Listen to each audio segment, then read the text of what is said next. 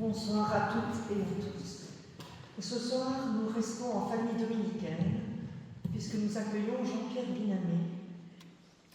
Vous le connaissez sans doute de vue, puisqu'il est laïc dominicain et qu'il fait partie de notre fraternité dominicaine depuis de longues années. Et j'ai le grand plaisir ce soir de vous en faire découvrir davantage. Il est né dans la région de Namur en 1949. Il est papa de 4 enfants, papi de 9 petits-enfants. Après une licence en philosophie, il se lance dans les sciences économiques. À la fin de sa maîtrise, il est engagé à la CSC, d'abord au service études, puis au service formation, où il travaillera avec les délégués syndicaux. S'en suivra un passage dans le département énergie de la région wallonne, où il travaillera à différents projets pour répondre aux défis énergétiques et faire face à la crise du pétrole. À 40 ans, il prend une pause carrière et devient consultant indépendant. Il désire mettre son savoir au service de réalisations concrètes dans des domaines aussi variés que le tourisme, la santé, les besoins de formation, la protection de l'environnement. Il travaillera par la suite dans un département des facs de Namur sur la politique d'emploi des personnes handicapées. Il termine sa carrière à nouveau comme indépendant. Il accompagne alors des projets auxquels il croit dans le domaine de l'environnement et de l'énergie renouvelable, là où ses compétences peuvent être utiles. Il a été actif dans des associations liées à la promotion des énergies renouvelables, de l'éco-construction et des circuits courts. Et avec son épouse, il a initié un habitat groupé écologique où il vit depuis 2012 avec 7 autres familles. Il va cheminer dans la foi en pratiquant la méditation zen avec les sœurs Clarisse de Malone. Au contact de Myriam Temus, il entre dans la famille dominicaine. Avec elle aussi, il co-animera des émissions de RCF Liège et RCF Namur, la radio chrétienne francophone, et il se décrit comme curieux, explorateur et soupolé. Mais j'ajouterai qu'il est surtout un homme de dialogue et de lien, dont le fil rouge est de mettre en place, avec des citoyens actifs, une société nouvelle, solide au niveau économique et respectueuse de l'environnement. Avec cette expérience, ce riche bagage et scientifique et spirituel, il était donc la bonne personne pour nous parler du sujet de ce soir, l'autre qu'est la nature.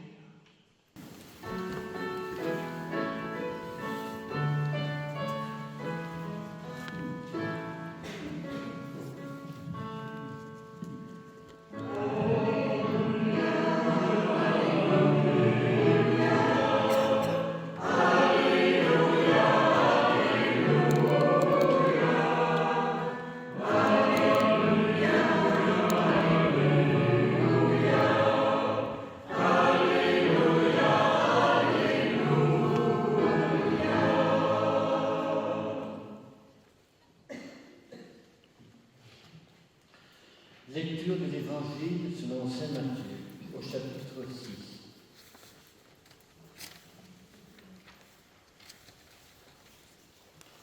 Voilà pourquoi je vous dis, ne vous inquiétez pas pour votre vie de ce que vous mangerez, ni pour votre corps de quoi vous le vêtirez.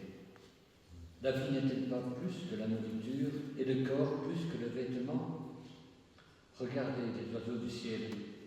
Ils ne sèment, ni ne moissonnent, ni ne recueillent en des greniers, et votre Père céleste les nourrit. Ne valez-vous pas plus qu'eux? Qui d'entre vous d'ailleurs peut, en s'en inquiétant, ajouter une seule coudée à la longueur de sa vie? Et de vêtements, pourquoi vous inquiétez? Observez les lys des champs, comme ils poussent, ils ne peinent ni ne filent. Or, je vous dis que Salomon lui-même, dans toute sa gloire, n'a pas été vêtu comme l'un d'eux. Parole du Seigneur. Nous rendons grâce à Dieu.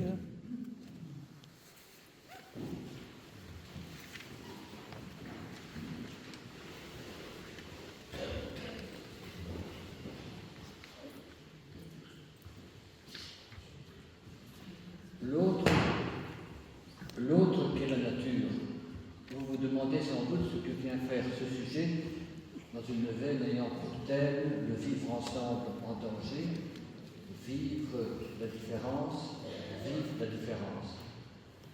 Et pourtant, dans un premier temps, je vous rappellerai que nous avons tendance à nous croire autres que la nature, et même supérieure. Ce qui menace notre maison commune et détruit même petit à petit tout ce qui y vit. Dans un second temps, je montrerai qu'en fait, nous sommes profondément reliés avec tout ce qui existe dans la nature. Tout d'abord parce que nous sommes le produit matériel de l'univers. Ensuite, parce que, comme le lys des champs et les oiseaux du ciel, nous bénéficions tous d'un même souffle d'amour, source de bonté et de beauté. Enfin, je terminerai en soulignant que si nous sommes un et devons soigner notre vivre ensemble avec les autres vivants, nous devons reconnaître aussi que nous en sommes différents et devons apprendre à mieux nous connaître pour réussir à cohabiter harmonieusement. Dans un premier temps, rappelons-nous donc comment nous nous situons aujourd'hui par rapport à la nature. Partons, si vous voulez bien, de ce que vit Arthur, 18 ans. C'est évidemment un exemple. Après avoir joué à un jeu vidéo sur son portable, il regarde une série à la TV, tout en consultant les messages de ses amis et avalant discrètement un hamburger. En vacances, avec sa famille dans le sud de la France, il découvre, peu cher, que les saucisses de barbecue proviennent des cochons enfermés dans cette étable voisine. Plus sérieusement, il apprend que les loups qui menacent les troupeaux de moutons dans la montagne sont très difficiles à apercevoir, car en fait, ils ont peur des humains. Il faut une caméra infrarouge pour les observer la nuit. Oui, pour nous occidentaux, la nature, la terre, c'est quelque chose d'autre, quelque chose d'extérieur à nous. Un monde que l'on connaît d'ailleurs de moins en moins, étant plongé dans le monde virtuel de la société digitale. Et pour désigner la nature, les animaux et les oiseaux, les forêts, le sol et l'eau, les pierres et le ciel, ne parle-t-on pas d'environnement, c'est-à-dire ce qui nous entoure, nous étant le centre du monde. Pas étonnant alors que nous ayons réduit la nature à un stock de ressources, un gisement de matières premières, un réservoir de nourriture et de molécules pharmaceutiques, à exploiter, consommer plus ou moins intelligemment et judicieusement selon notre degré de sagesse ou d'avidité. Nous avons donc tendance à mettre la nature au service de nos besoins et de nos désirs. On le sait, quelques passages célèbres du livre de la Genèse ont peut-être nourri cette attitude. Dieu aurait dit à l'homme, « Soyez féconds, emplissez la terre et dominez-la, soumettez les poissons de la mer, les oiseaux du ciel et tous les animaux qui rampent sur la terre. » Mais il n'y a pas que ça qui est dit dans la Genèse, nous verrons plus loin. Nous le savons tous, et le pape François l'avait vigoureusement dénoncé dans son encyclique Laudato Si, cela a produit et continue de produire ce qu'il faut bien appeler une lente destruction de la nature, notre maison commune à tous les humains, mais commune aussi aux humains et aux non-humains. Songeons au climat de plus en plus profondément déréglé, sécheresse, inondations, à la pollution insidieuse des sols, de l'eau, des faces, de l'air, de la mer, à la 6e extinction massive des espèces animales. Combien d'oiseaux ont disparu, faute d'insectes à se mettre sous la dent, si je puis dire? Avez-vous remarqué qu'il n'y a plus d'insectes sur le pare-brise de votre voiture lorsque vous roulez sur l'autoroute? Ce n'était pas le cas autrefois. Si rien ne change, l'espèce humaine, elle aussi, pourrait disparaître, empoisonnée par ses propres déchets et rejets, victime des dérèglements qu'elle a provoqués.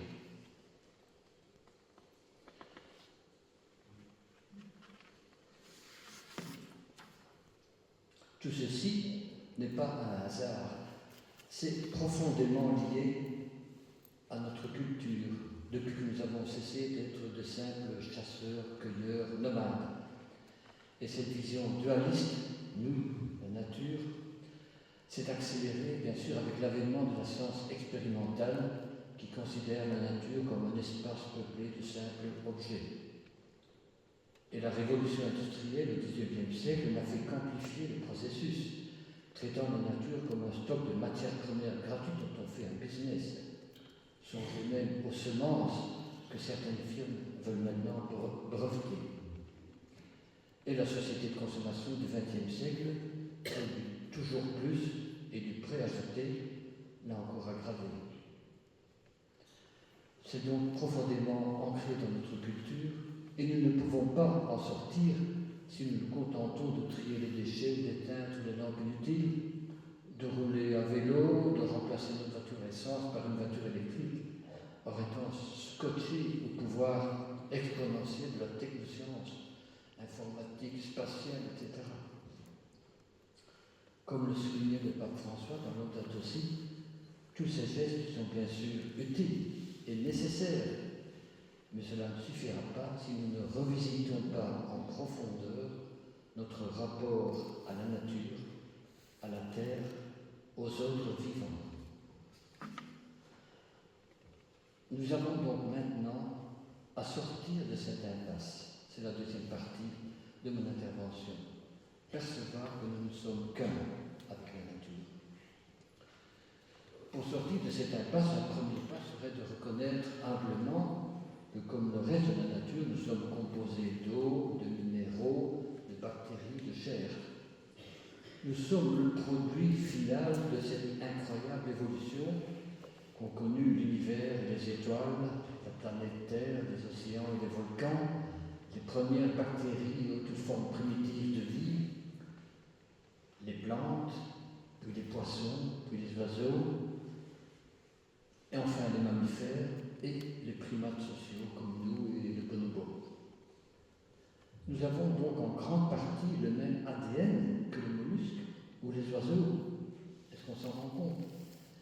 Et il y a tant de similitudes anatomiques et physiologiques entre le porc et l'homme qu'on utilise des organes du porc pour faire des greffes sur les hommes. Comme nous, les animaux, vous en rendrez compte sans doute, ils sont des êtres sensibles, capables de ressentir des émotions. Vous le savez sans doute avec vos animaux domestiques. Les vaches réagissent, elles aussi, à une belle musique. Et quand ils perdent un petit, les éléphants d'acier creusent un trou et l'y enterrent, en émettant des sons bruyants, comme s'ils pleuraient. En fait, les animaux et nous les humains avons beaucoup de similitudes. Faire le pan, s'engager dans un combat de coq. Et on le découvre un peu plus chaque jour, on ne s'en rendait pas compte auparavant. Oui, d'un point de vue scientifique, la nature, toute la nature est présente en nous, et nous n'en sommes pas fondamentalement différents. C'est un premier pas pour sortir de cette impasse, nous et la nature. Mais nous pouvons encore aller plus loin. Et comme le poète, nous émerveiller. Nous émerveiller devant l'incroyable beauté, harmonie, générosité de la terre, la nature, des vivants. Nous extasier devant la prodigieuse inventivité et diversité de l'univers. Pourquoi une brume cache-t-elle la cime des collines et des montagnes quand le soleil se lève? Pourquoi des gouttelettes de rosée font-elles des perles dans les toiles d'araignée le matin? Pourquoi y a-t-il une telle profusion de couleurs et de formes dans les fleurs? Pourquoi de si beaux chants chez les oiseaux? Pourquoi dans la nature tout est-il recyclé ou réutilisé si astucieusement? Grâce à la science, bien sûr, nous pouvons expliquer de plus en plus finement comment ces phénomènes naturels sont apparus, comment l'univers et les astres sont nés, comment les organismes ont évolué, depuis les premières bactéries, les poissons, les oiseaux, en s'adaptant au milieu dont il faisait partie. Comment l'humidité du sol se transforme en brume au sortir de la nuit. Tout ça, c'est le comment. Mais pourquoi est-ce ainsi? Pourquoi est-ce si beau? Pourquoi est-ce avec une telle prodigalité, inventivité, une telle beauté, une telle bonté? Et en vue de quoi? Quelle intention semble animer tous ces processus? En admirant comme Jésus la prodigieuse beauté du lys des champs, Salomon lui-même, dans toute sa gloire, n'a jamais été vêtu comme l'un d'eux. En nous émerveillant devant la sollicitude dont bénéficient les oiseaux, ils ne sèment ni ne moissonnent, et votre Père céleste les nourrit, nous pourrions soupçonner que tout dans l'univers bénéficie d'une immense sollicitude et bienveillance. Comme Jésus, nous pourrions percevoir un souffle de bonté et de beauté reliant tous les êtres entre eux, dans des interrelations et interdépendances inimaginables, prenons soin de la nature aussi bien que de notre histoire et de notre être. Nous nous sentons tout petits devant cette énergie d'amour que nous soupçonnons, et pourtant nous pouvons aller jusqu'à lui parler, lui dire que nous l'aimons, mettons notre confiance en elle, la remercions avec gratitude. Pourquoi nous inquiéter du lendemain? Dans le langage biblique, c'est reconnaître que nous et l'univers sommes la création d'un plus grand que tout, d'un Seigneur et Maître de l'univers. Nous utilisons aussi le mot Dieu et même celui de Père. Ces mots, bien sûr, sont des images pour désigner ce qui nous dépasse absolument, l'Éternel, qui nous accompagne pas après pas et qui très discrètement nous donne toujours ce qu'il faut au moment où il le faut. Les psaumes aussi chantent cette présence au jour le jour. Écoutons-en quelques passages en prenant soin de nous détacher du sens littéral. Les cieux racontent la gloire de Dieu. Le firmament, l'œuvre de ses mains, dit par exemple le psaume 19. De ce côté, dans le psaume 103, on entend « Quelle profusion dans tes œuvres, Seigneur! Tout cela, ta sagesse l'a fait. La terre s'emplit de tes biens. Tu envoies ton souffle, ils sont créés. Tu renouvelles la face de la terre. Je veux chanter au Seigneur tant que je vis. » Évidemment, rien ne peut démontrer cette intention d'amour, de bonté, de beauté dans l'univers et la nature, ni la raison, ni l'expérimentation. Mais c'est une grâce de pouvoir s'y ouvrir petit à petit, dans le silence du cœur, la profondeur de notre être. Ou, chez certains, à la suite d'une expérience spirituelle forte et imprévue, une nuit de feu, ou un éblouissement, une illumination, comme Jésus au Jourdain. Il faut ensuite du temps pour la digérer. Vous aurez compris, il ne s'agit pas d'une simple croyance, peut-être intéressante pour notre intellect ou notre sécurité, mais pas vraiment essentielle pour notre vie. En effet, percevoir une force d'amour à l'œuvre chaque jour dans l'univers et lui faire confiance, c'est accepter aussi de nous y relier, d'être guidés par elle, et comme Jésus, la répandre partout autour de nous. En conclusion de cette seconde partie, nous pouvons dire et constater que nous sommes profondément reliés avec le reste de l'univers. Nous ne faisons qu'un avec la nature. Et on comprend que François d'Assise appelait frères ou sœurs les créatures qu'il rencontrait, qui leur parlaient avec tendresse, que ce soit une fleur, une souris ou le loup du Couplot. Mais il s'agit d'une unité dans la différence. C'est sur quoi je voudrais insister en terminant. Nous sommes un avec l'univers, avec toute la nature, et pourtant, nous les humains, nous en sommes quelque peu différents. En effet, nous sommes comme un pont entre la terre et le ciel. capable d'entrevoir le souffle bienveillant, le souffle divin qui anime nous et l'univers, de lui parler. De plus, autre différence, si Dieu fait germer du sol tout arbre d'aspect attrayant et bon à manger, dit le livre de la Genèse, il nous cherche également de le garder et cultiver, c'est-à-dire nous comporter comme de bons jardiniers, de manière responsable et en prenant soin. Dès lors, nous sommes invités à changer notre regard.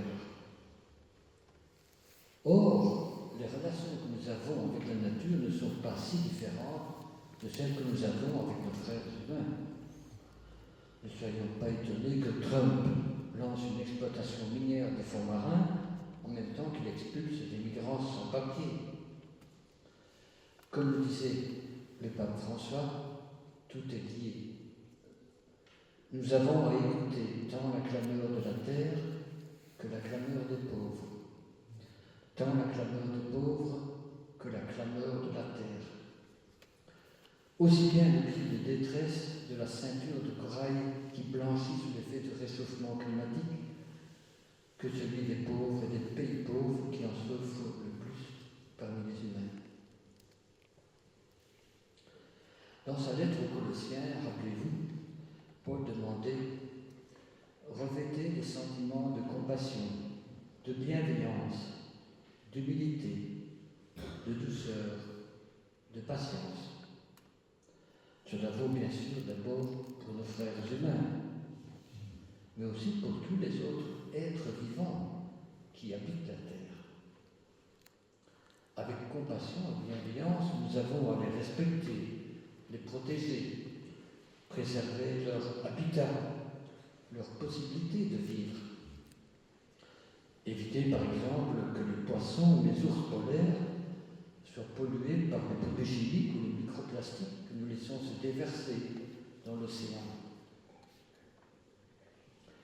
Avec humilité et patience, nous devons reconnaître aussi que les plantes, les fleurs et les arbres, les insectes, les oiseaux, les poissons, les animaux vivent leur existence autrement que nous, ont des manières de vivre très spécifiques. Sais-tu quand les bouquetins font leurs petits? As-tu observé les biches en travail lorsqu'elles mettent pas leurs petits, étaient mis dans la bouche de Dieu dans le livre de Job? Autrement dit, crois-tu que tu sais tout de tes sœurs bouquetins ou biches? Peux-tu cesser d'être un monsieur, je sais tout? Car tout sur terre mérite le respect, dit encore le livre de Job, y compris ceux qui, comme l'âne sauvage, échappent complètement à la maîtrise de l'homme, y compris ceux qui semblent manquer de sagesse, comme par exemple, je cite, l'autruche qui abandonne ses œufs à la terre et les fait chauffer sur la poussière. Elle oublie qu'un pied peut les écraser, qu'une bête des champs peut les fouler. Fin de citation.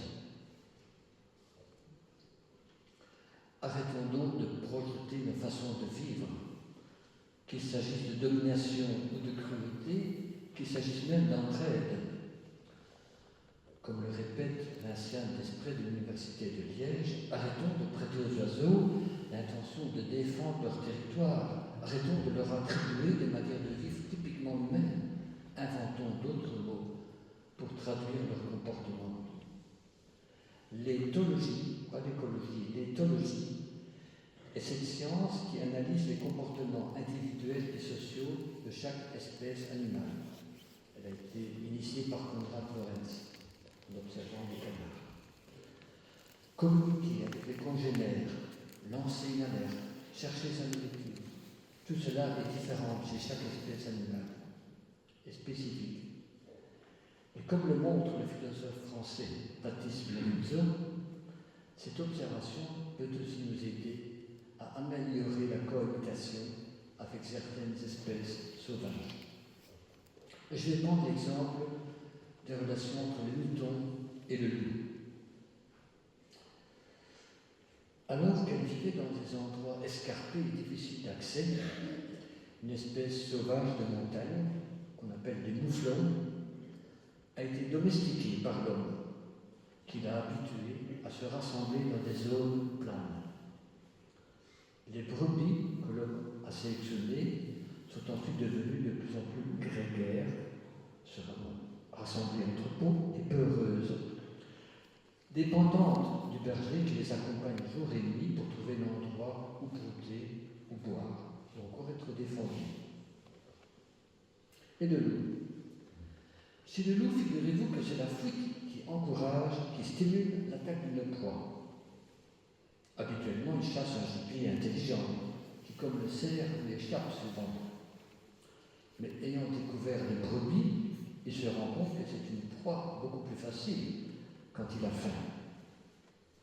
Qu'il surgisse et montre ses crocs, voilà que les brebis effrayées fuient dans tous les sens. Et le loup saute sur elle en massacrant beaucoup plus qu'il en mange. Ne lançons donc pas trop vite de condamnation du style il est cruel, tue par plaisir, par sa vie. À d'autres moments, en pleine nuit, on a pu observer un loup trottant paisiblement le long d'un troupeau qui ne s'en émeut pas au moindre lieu. C'est pourquoi nous avons tout intérêt à observer et comprendre de mieux en mieux les comportements et habitudes ou réflexes du loup, si nous voulons cohabiter de façon aussi harmonieuse que possible avec lui, notamment au niveau de notre troupeau. Des exemples nous y encouragent. Un petit exemple, c'est celui qui se passe dans les forêts du Bengale, en Inde, où il y a malheureusement un tigre mangeur d'hommes qui a pris goût à la chair humaine. Les habitants ont observé que celui-ci attaquait essentiellement de dos. Les travailleurs forestiers ont eu alors l'idée de porter un masque qui leur dessine des yeux derrière la tête. Pendant tout un temps, cette ruse a dissuadé les tigres de s'en prendre à eux. Voilà un petit exemple de ce que la diplomatie peut nous amener avec les animaux prédateurs. Que pouvons-nous retenir en fin de compte? Je pourrais me résumer en insistant sur le fait que nous, les humains, nous devons cesser de nous croire complètement autres que la nature, même si nous sommes habillés, et bien entendu supérieurs. Nous avons vu que cela peut conduire aux pires catastrophes. Admettons modestement que nous faisons complètement partie de l'univers. Et si c'est possible pour nous, reconnaissons aussi que comme tout ce qui se déploie et vit dans l'univers, nous sommes le fruit d'un souffle d'amour plein de sollicitude, autrement dit dans le langage biblique des créatures de Dieu. Dès lors, tâchons de respecter aussi les non-humains, les autres vivants, en les protégeant, mais en acceptant aussi avec humilité et patience que nous devons encore beaucoup apprendre de leur propre manière de vivre si nous voulons réussir à cohabiter harmonieusement.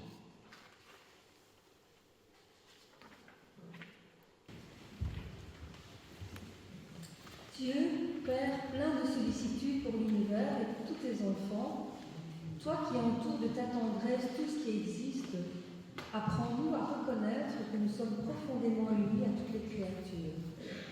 Fais que nous cessions d'être des prédateurs avides, semant la pollution ou la destruction. Apprends-nous à prendre soin de ce monde que nous habitons et à y semer la beauté. Nous t'en prions, exauce-nous.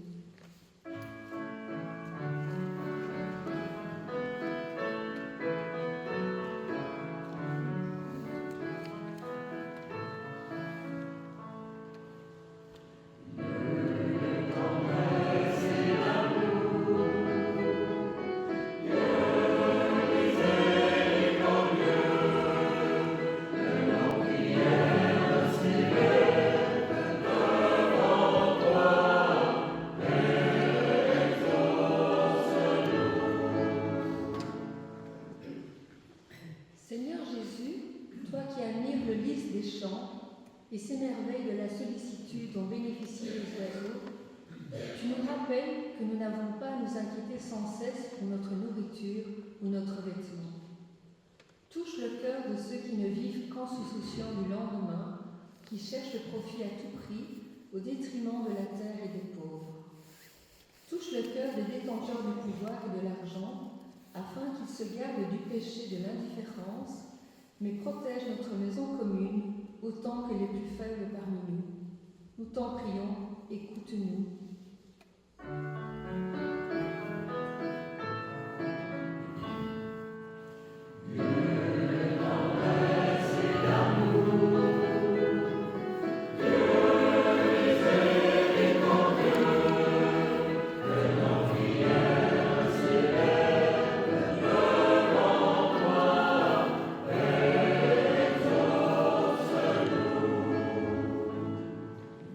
Esprit Saint, envoyé par Jésus pour éclairer et guider ta communauté de croyants, fais qu'elle garde précieusement dans son cœur les interpellations de l'audacie et les incarne de plus en plus concrètement dans les lieux de retraite et les paroisses, aussi bien que dans la vie quotidienne de ses membres et de ses pasteurs.